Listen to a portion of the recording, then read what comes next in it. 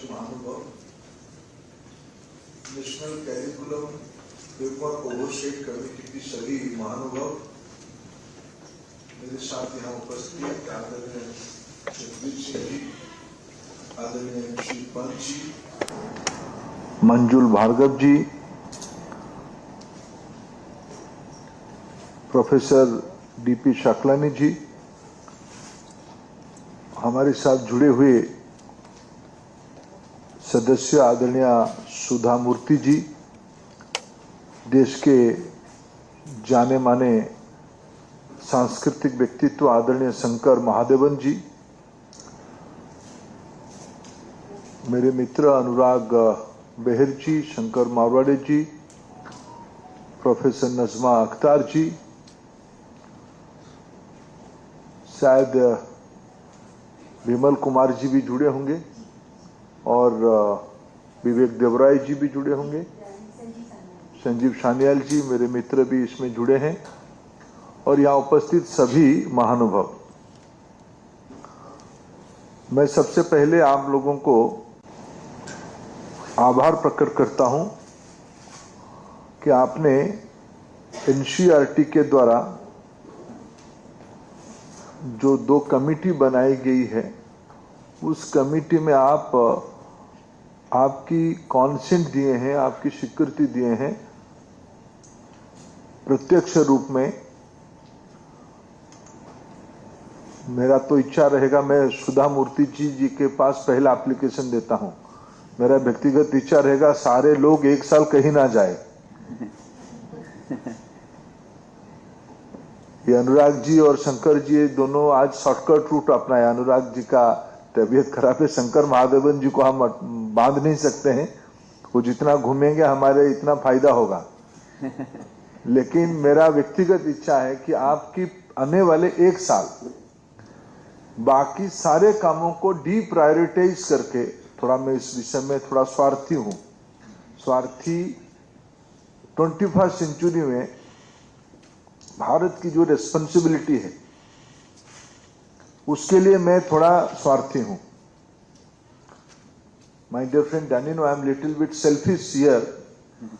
My sincere wish is our responsibility is global. If India's new generation will be updated with new ideas, we don't know what is there in 21st century. 247 तक तो प्रधानमंत्री जी 47 तक प्रधानमंत्री जी ने एक benchmark दिया है। उसके आगे क्या होगा किसको पता नहीं, श्रीधर बंबू जी को मालूम होगा, किसी को शंकर हमारे मांडे जी को मालूम होगा। साइंस, टेक्नोलॉजी, सोशियोलॉजी, ये कहां तक जाएगा किसी को अभी तो हम कैलकुलेशन नहीं कर पा रहे, लेकिन जाएगा, वो दूर नहीं है।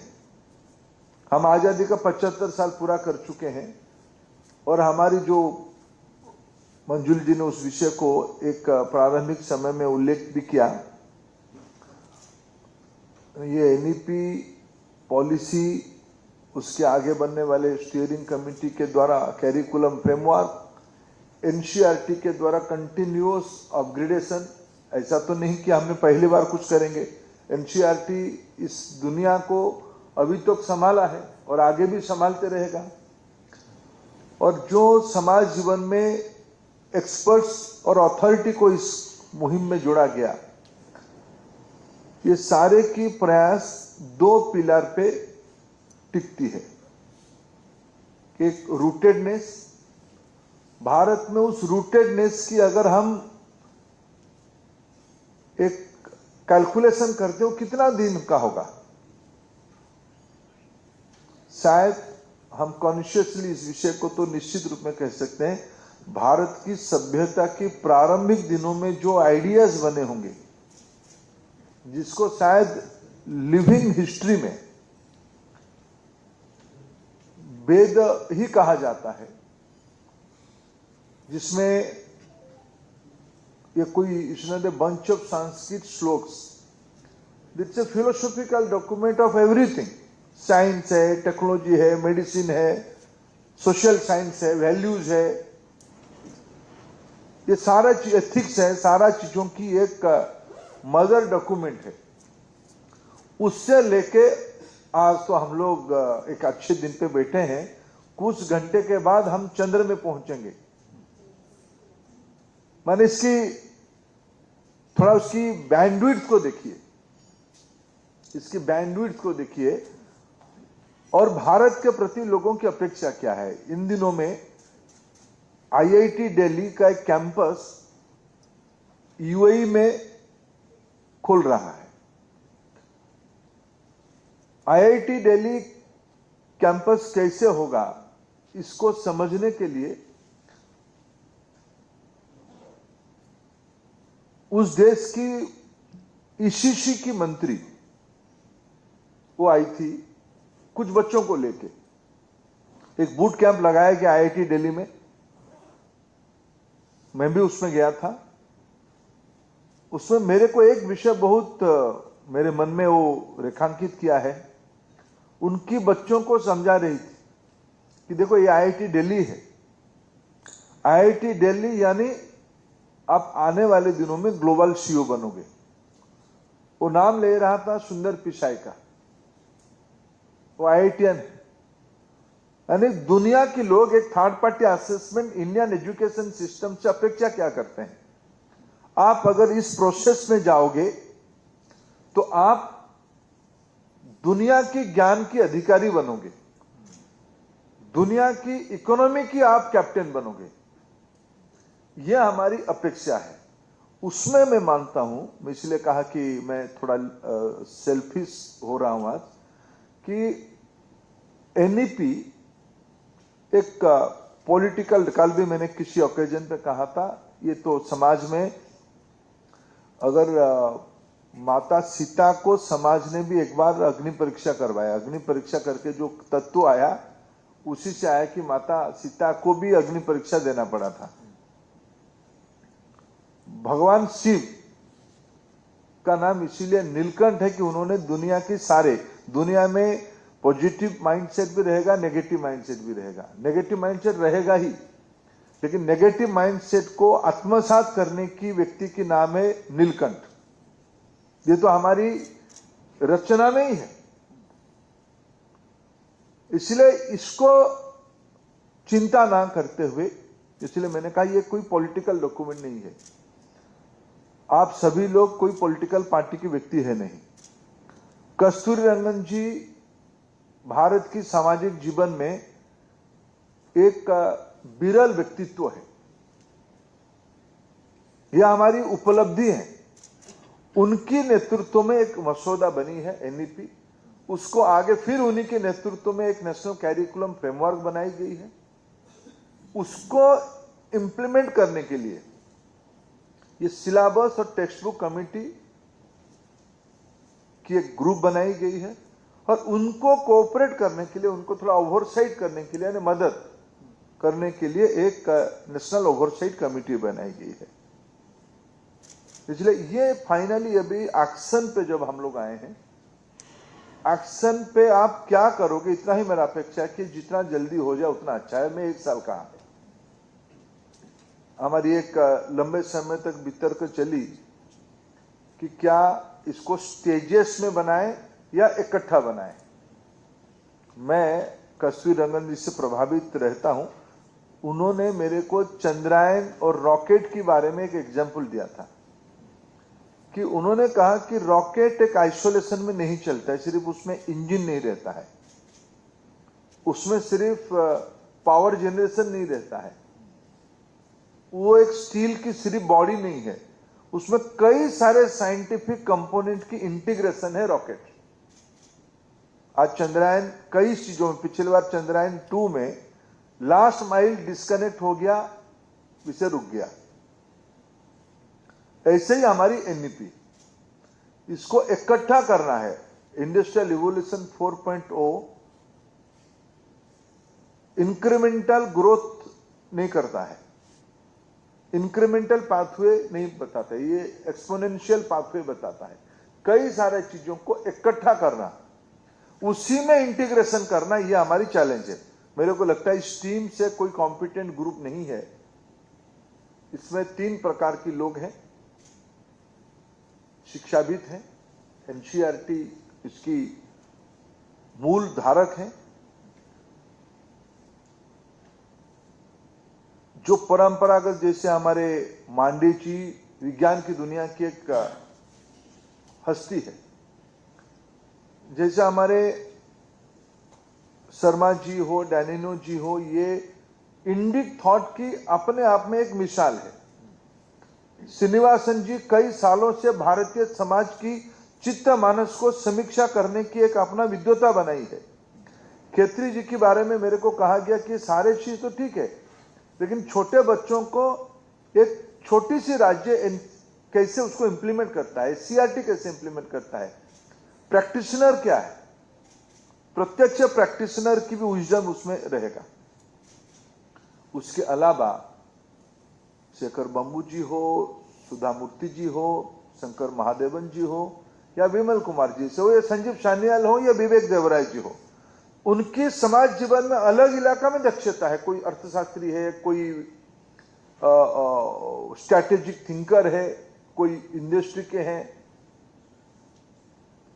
कोई कला की है, कोई खेल की है। कल एक आलोचना आई है कि इसमें शिक्षाविद कहाँ है, लेकिन शायद ये बदलते हुए समाज की स्थिति को लिखने वाले उनको क्षमा करना चाहिए। शायद वो समाज को पहचानने में गलती कर रहे हैं। आज की समाज जीवन क्या चाहता है? खेल कभी एक एक्स्ट्रा करिकुलर एक्टिविटीज होता था, नृत्य, संगीत, ये समय बचा तो कब करना, इलेक्टिव होता था, लेकिन ये आज मेनस्ट्रीम हो चुका है और इसी में से वैश्विक समाधान भी निकल रहा है। यह बदलती हुई परिस्थिति में मैं नहीं मानता हूं भारत इतने टैलेंट पूल को, if I say in a one sentence, our future is in safe hands, अभी उसको क्रियान्वयन करने में मैं प्रारंभिक में तो आपसे मैं छोड़ूंगा नहीं आपको, बीच बीच में मेरे जितना, और आप समझ सकते हो कि कम समझने वाला व्यक्ति अगर आएगा तो एक शब्द उसको इंग्लिश में कहा गया है, वूल इन चाइना सब, तो मैं तो आऊंगा ही बीच बीच में आपको इसको ये पूछूंगा ये क्यों नहीं हुआ, देरी क्यों हुआ, ये तो आपको थोड़ा तंग करूंगा, आपको थोड़ा दिक्कत भी होगी, इसलिए मैं आज ज्यादा नहीं कहूंगा। आज आपका ओरिएंटेशन होगा, 2-3 छोटे छोटे अपेक्षा मैं आपको करूंगा। टेक्नोलॉजी, भारत की डीएनए में टेक्नोलॉजी है, टेक्नोलॉजी अडेप्टेबिलिटी। अभी शंकर जी को मैं देख के कहता हूं, आजकल शंकर जी, पहले आपको मैं खूब सुनता हूं, आप जब कॉन्सर्ट करने जाते थे वहां पूरा ट्रूप जाता था, 100-200 लोगों की ट्रूप जाता था। आज कितने लोगों की ट्रूप जाता है? आज एक छोटा सा मोबाइल फोन जाता है, उसमें ट्रैक बजती है, लेकिन शंकर महादेवन ही गाना पड़ता है। कुछ लोग तो यहां लीप सिंगर भी बन चुके हैं, वो एक नेगेटिव एग्जाम्पल है, लेकिन ओरिजिनली अभी पूरा 100 लोगों की ट्रूप, 100 लोगों की ट्रूप एक इंस्ट्रूमेंट में परिवर्तित हो गया है, वो ट्रैक उसमें जा रहा है, म्यूजिक उसी में से आ रहा है, गाना बजता है। ये टेक्नोलॉजी है। ऐसे अनेक चीजों में इस बार जब कोरोना हुई, उसकी मिक्स एक्सपीरियंस है, ऑनलाइन एजुकेशन, ऑफलाइन एजुकेशन, लेकिन देश हमारा पीछे नहीं रहा है। देश पीछे रहता तो हम ये इकोनॉमिक डिजिट संजीव सान्याल जी नहीं निकालते हैं, जो हम 6, 7, 8 और थोड़ा सुधरा तो हम डबल डिजिट में जाएंगे। अगर मेरे कम्युनिटी में अडेप्टेबिलिटी ना होता, टेक्नोलॉजी शादी नहीं होता, हम आज डिजिटल इकोनॉमी में, डिजिटल ट्रांजैक्शंस में दुनिया में नंबर 1 देश बन चुके हैं। प्रधानमंत्री जब विदेश से जाके आते हैं, अपना अनुभव बताते हैं, वो कहते हैं सबसे पहले मेरे को लोग, दुनिया के लोग जब पूछते हैं कि आपके वहां क्या हो रहा है, वो पूछ रहे हैं कि भाई डिजिटाइजेशन आपके वहां कैसे हो रहा है। कुछ दिन पहले सुधा जी हमें मिलने आई थी, हमको मिलने का अवसर मिला अमेरिका की सेक्रेटरी कॉमर्स आदरणीय जीना राइमुंडो। वो उसकी पहले रोड्स आइलैंड की गवर्नर रही। उन्होंने कहा कि मेरा भारत की अंडरस्टैंडिंग कैसा है। उन्होंने बताया मेरे को हर आइडिया अबाउट इंडिया और अंडरस्टैंडिंग अबाउट इंडिया। उन्होंने कहा कि मैं जब गवर्नर थी, मेरे को इंफोसिस ने मदद किया था मेरे राज्य को डिजिटल नॉलेज बढ़ाने के लिए। अभी कभी करो, हम PL4 से गेहूं खरीदे थे उनसे, 60s में हमारी फूड स्कैरसिटी था, हमने उनसे सड़ा हुआ गेहूं खरीदे थे। आज अमेरिका की सेक्रेटरी कॉमर्स कह रही है कि मैं भारत की कंपनी के कारण मेरे डिजिटल नॉलेज को एम्पावर किया नागरिकों को। यह भारत की बदलती हुई ताकत है। इसलिए टेक्नोलॉजी कैसे उसको स्ट्रेंथन करें, ये सारे में आप इसकी बेटर अथॉरिटी हो। शुरू में टेक्नोलॉजी ड्रिवन एक एजुकेशन सिस्टम, उसकी सबसे फायदा किसको होगा? मैं कहता हूं सामाजिक न्याय, सोशल जस्टिस उसमें पूरा हो पाएगा। गरीब से गरीब लड़का या लड़की टेक्नोलॉजी के माध्यम से इस NEP की और एक रिकमेंडेशन कस्तूरी रंगन जी की कमेटी का है, अफोर्डेबिलिटी, एक्सेसिबिलिटी, जो दो मोटो है। Technology is the answer. दुनिया की सबसे सस्ते डाटा आज के दिनों में भारत में है। आने वाले 2 साल में 2 चीज होना है कि हमारी 6 लाख गांव में ऑप्टिकल फाइबर लग जाएगी। और मेरे को तो कहा कि श्रीधर जी आपकी दुनिया चलती है तेनकाशी से। तेनकाशी में 10 साल पहले इंटरनेट भी नहीं जाता होगा। कोई ग्लोबल बिजनेस की जोहो कंपनी ने अपना हेडक्वार्टर बना लिया है। ये बदलती हुई भारत है। यह आने वाले सारे गांव में पहुंचेगा, यानी सारे स्कूल में पहुंचेगा। 5G तो रोल आउट हो गया हमारे देश में। थोड़े दिनों में हमारी इंडियन साइंटिस्ट ने, इंडियन IITs ने, CDOT ने 6G भी निकाल देगा। उससे आप जब फाइनली आपकी किताब शेप ले रहा होगा, उसकी अगर QR कोड ड्रिवन एक डिजिटल रिपोजिटरी में पहुंच जाएगा, तब कम समय में हम आने वाले 2 साल के बाद भारत की सभी क्लासरूम पे, और हमारी समग्र PM श्री उसी सबसे बड़ी एप्लीकेशन है। स्टेट भी खुद को, सभी स्टेट अपना अपना डिजिटाइजेशन का अपना अपना स्ट्रेटेजी बना रहे हैं।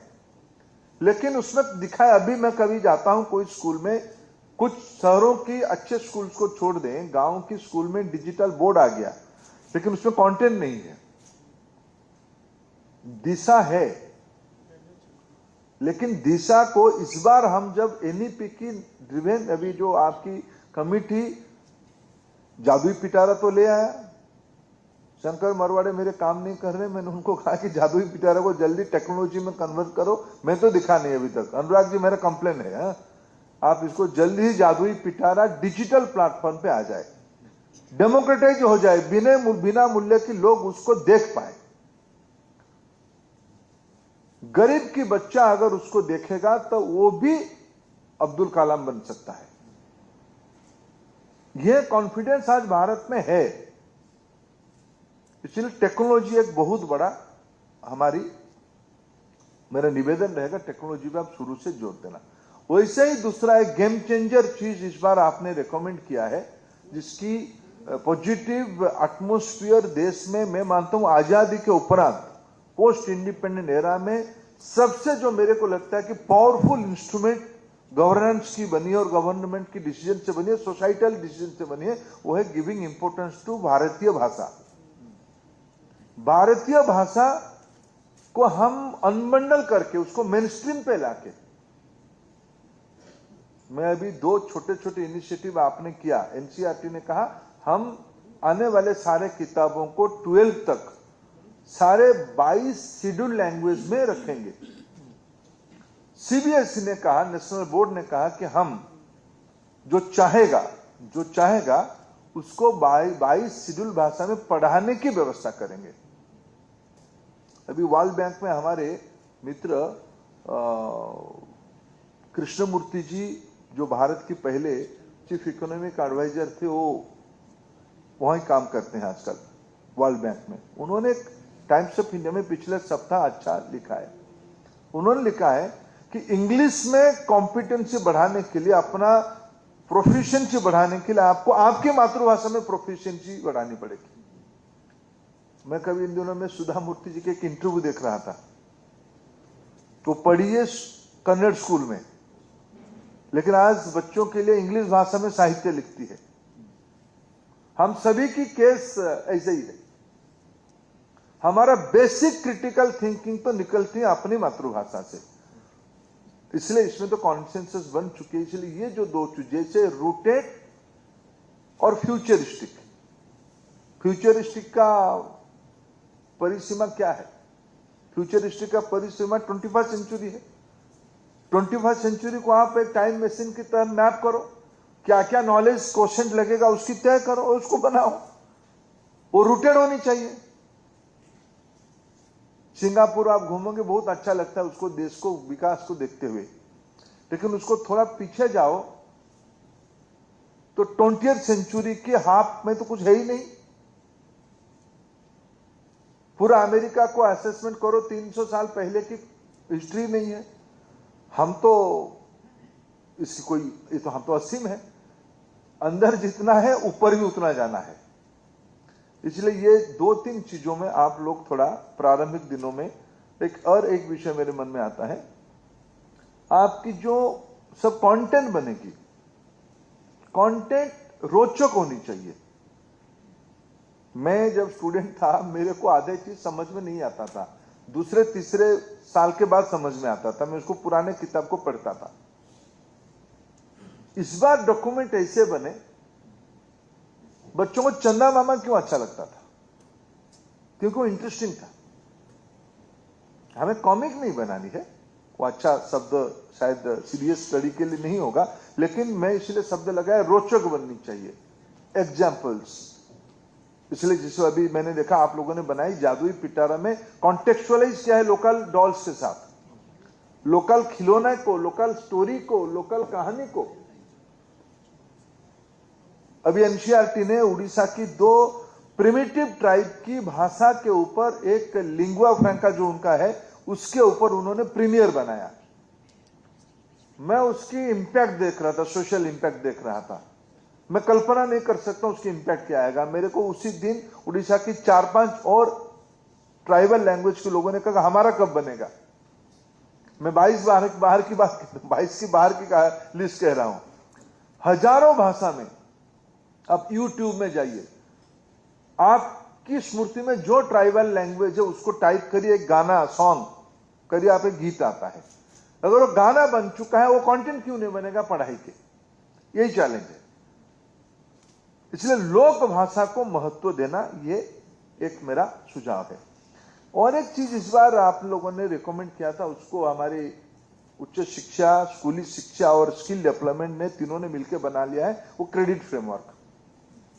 आपके पढ़ाई के साथ साथ क्रेडिट फ्रेमवर्क कैसे सिनर्जी होगा, इसके ऊपर थोड़ा आप ध्यान दोगे ही, लेकिन मैं आपको सिर्फ मेरे प्रायोरिटी बता रहा हूं। एक आज मैंने कहा कि जो आज अंजुल जी ने कहा कि इस बीच में एनसीएफ ने, स्टीयरिंग कमेटी ने एनसीएफ बना के दे दिया, हमें दे दिया। पिछले जुलाई 28 को उन्होंने मेरे को दे दिया, शायद पार्लियामेंट हॉल में ही दिया, पवित्र पार्लियामेंट हॉल में दिया है। आज उसको मैं, वो आ गया, स्क्रीन में आ गया आपका।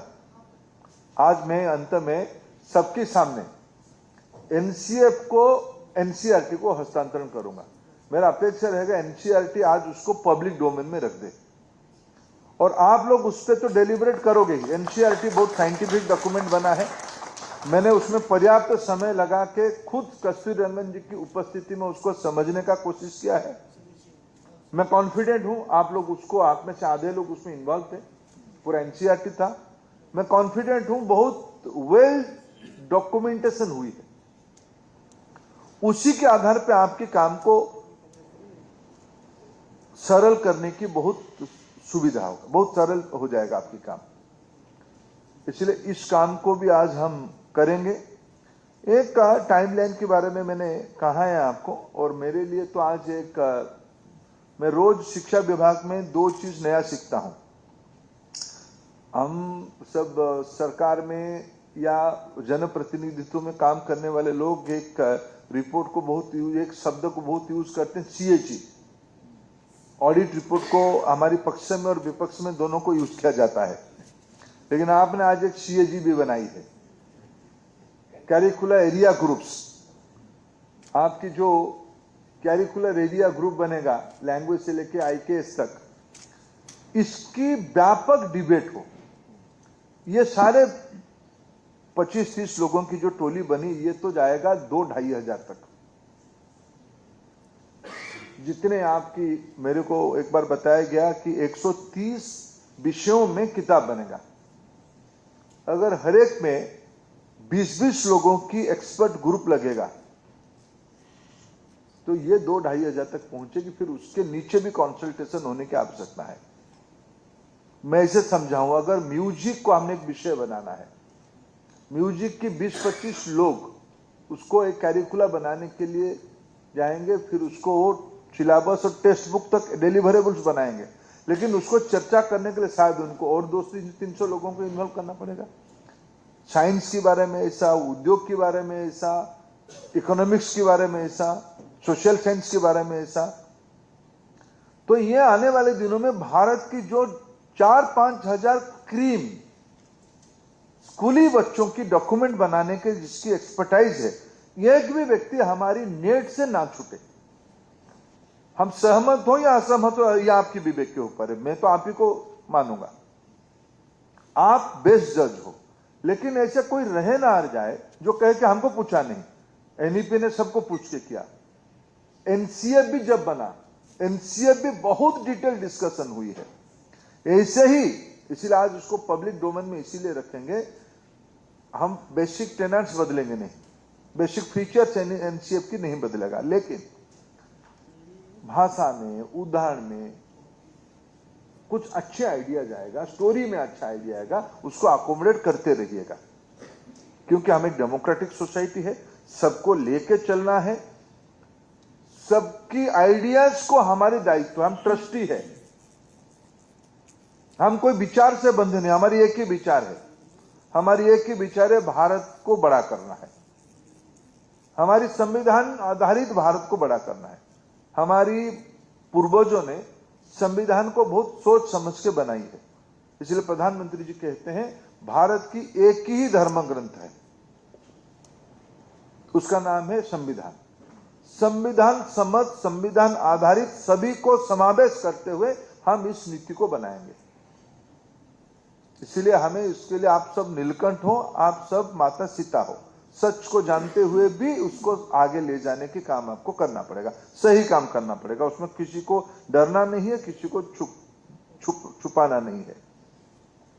मैं 2 विषय साइमल्टेनियसली होना चाहिए। एक विषय मेरे मन में आ रहा है कि आपने जो 5+3+3+4 ये जो आपने रचना बनाई है, थोड़ा मैं कभी अनुराग जी को भी कहा था और मंजुल जी को भी कहा था, कस्तूरी रंगन जी के सामने कहा था, ये जो आखिरी 4 है ना, इसको आपने सेकेंडरी कहा है। वास्तविक अभी दुनिया को हम जब देखते हैं, common education up to 10th है। 10th के बाद फिर अलग अलग स्ट्रीम पे जाना शुरू करते हैं लोग। इसमें कभी एक विचार आ रहा है, +2 वाले जो दुनिया है, जो आपको, हम उसको अभी हायर सेकेंडरी कहते हैं, अभी आपने कहा है सेकेंडरी, आप नोमेनक्लेचर आप तय करो, उसको हायर सेकेंडरी भी कहोगे, सेकेंडरी फेज 2 कहोगे या सेकेंडरी कहोगे, मेरे उसमें से दक्षता नहीं है, मैं उसमें से नहीं जाना चाहता। लेकिन मेरे मन में घूमते घामते और मेरे सामाजिक जीवन के अनुभव से कहता हूं कि सभी लोगों को उच्च शिक्षा के तहत ऊपर डिग्री की ओर नहीं ले जाना चाहिए। दुनिया कॉम्पिटेंस की ओर बढ़ रही है। जिसको हायर रिसर्च की ओर जाना है, जिसको डीप टेक में जाना है, वो धीरे धीरे अपर लैडर पे चढ़े।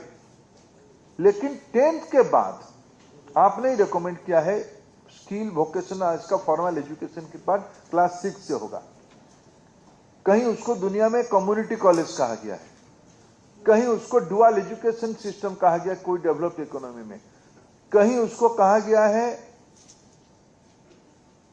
Applied education. मेरा सुझाव है कि जो 10th के बाद जो 11-12 होगा, 11-12 की जब आप टेक्स्ट बुक बनाओगे, इसको थोड़ा ऑप्शनल को बड़ा हो सकता है क्या, जिसमें कोई लड़का मेरे को अभी मिला, वो 10वीं पास करके कोडिंग में एक अथॉरिटी बन चुका है। 10वीं तक उसको मैथमेटिक्स फिजिक्स भी पढ़ा, इसके कारण उसकी जो रुचि उसकी डेवलप हुई कोडिंग में, और +2 उसकी मेजर होनी चाहिए कोडिंग में, और डिप्लोमा अगर आप उसको कह देते हैं, उस 2 साल को प्लस 1 साल मिला के डिप्लोमा कहते हैं, तो शायद उसकी एम्प्लॉयबिलिटी मल्टीप्लाई हो जाती है। और फिर आगे चल के आपने रिकमेंड किया है कि multiple exit and entry, flexible education, फिर आगे उसको अगर सुविधा होगा तो फिर वो यूजी में जाएगा, एस्पिरेशनल होगा। ऐसे कुछ जो +2 वाला 11-12 कैसे ज्यादा अप्लाइड की ओर बढ़ेगा, खेल में, म्यूजिक में, सोशल साइंस में, गवर्नेंस की कई सारे मोटिवेटेड लोग चाहिए गवर्नेंस में, फाइनेंशियल वर्ल्ड में बहुत सारे मैन पावर चाहिए होगा। हम +2 कॉमर्स पढ़ाते हैं, लेकिन उसमें कुछ अप्लाइड पार्ट और क्या निकालेंगे। आज की आने वाले 25 साल में सेमीकंडक्टर एक नया दुनिया बनेगा, डिजिटल ट्रांजैक्शन एक नया दुनिया बन चुकी है। इसमें हमने आज की एग्जिस्टिंग +2 में स्टेम की कैरेक्टर के साथ, सोशल साइंस की कैरेक्टर के साथ हम क्या मेजर 25 विषय बनाए कि जिसकी एम्प्लॉयबिलिटी उसकी बढ़ेगी। बड़ा चंक उसी में से एंगेज हो, ये एक विचार मेरे मन में आया। इतना ही कह के मैं फिर आपको शुभेच्छा देता हूं, आपसे अपेक्षा रखता हूं कि इसको एक सही मायने में 21st सेंचुरी की एक पाथवे हम लोग बनाए। अभी आपने देखा होगा, कभी पिछले बार शिक्षा समागम हुई थी बनारस में, आप में से कुछ लोग होंगे। उस समय में प्रधानमंत्री जी ने जब आए, उस समय में हम लोगों ने वाइस चांसलर्स को इकट्ठा किया था। तब उन्होंने कहा कि मैं अभी एक स्कूल प्रोग्राम से आ रहा हूं और मेरे मन में एक डाउट डेवलप हो रहा है। वो डाउट ये है कि जो आज की स्कूल बच्चा है, उसकी इमेजिनेशन और फ्रीक्वेंसी को आज के हमारा हायर एजुकेशन अकोमोडेट करने की और समझने की स्थिति में है क्या। खुद को तैयार करो। ये यूनिवर्सिटी वीसीज को उन्होंने कहा था। इस बार शिक्षा समागम जब 29 जुलाई को हुआ हमारे भारत मंडपम में, एक एग्जीबिशन लगाया गया था। एग्जीबिशन में हमारे सुनीति जी वहां इंचार्ज थी, उनको वो दृश्य उनसे कभी समझने लायक होगा। नरेंद्र मोदी जी प्रधानमंत्री उस स्टॉल पे जा रहे हैं और 3-4 साल का, 4 साल भी नहीं होगा, 3 साल की एक बच्चों की टोली उनके ऊपर टूट पड़ता है। उस वीडियो में अब चित्र आपने देखा होगा। वो तो एक मनोरंजन वाला पार्ट निकाल दो, मेरे मन में जो लर्निंग हुई उसमें मेरे को जो लर्निंग हुई, 3 साल की बच्चे की कॉन्फिडेंस को देखो। हमारी इस हॉल में बैठे हुए और यहां बैठे किसी के पास भी 3 साल में कॉन्फिडेंस नहीं था। आज हम दक्ष है कई विषयों की, लेकिन उस बच्चे की जो 3 साल का बच्चे की जो कॉन्फिडेंस था, वो जिस ढंग से वो मोदी जी को पकड़ा, मोदी जी कह के, ये भारत की नई पीढ़ी है। और मैं इतना ही कह के मैं मेरे वाणी को विराम देता हूं। चुनौती आप समझ रहे हो, लेकिन मैं आत्मविश्वास से कह रहा हूं कि मेरे पास तो धर्मगुरु यही है, शंकराचार्य यही है। आपके शरण में मैं हूं। देश को एक अच्छा काम करके आप दीजिए। धन्यवाद।